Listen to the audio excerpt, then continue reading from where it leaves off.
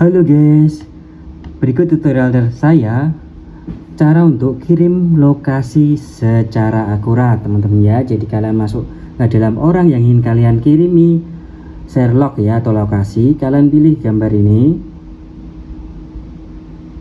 Nah, kalian pilih gambar ini ya, yang ini teman-teman.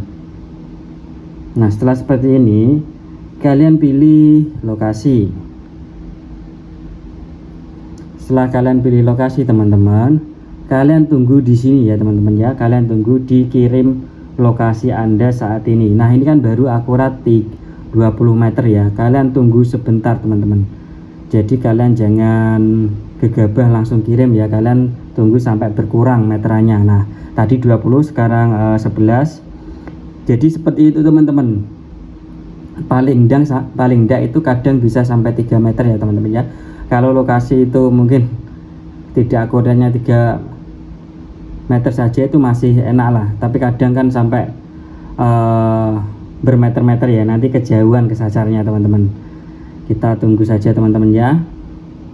Intinya kalian tunggu dan pastikan internet kalian bagus ya teman-teman. Kalau internet kalian bagus nanti juga lokasinya cepat kebaca ya. Nah, kalau nanti di sini sudah sekitar 3 meter, nah seperti ini, kalian langsung kirim saja teman-teman. Dan sudah selesai teman-teman ya. Nah, oke teman-teman, mungkin itu adalah sedikit tutorial dari saya. Semoga bermanfaat. Jangan lupa like, share, dan subscribe.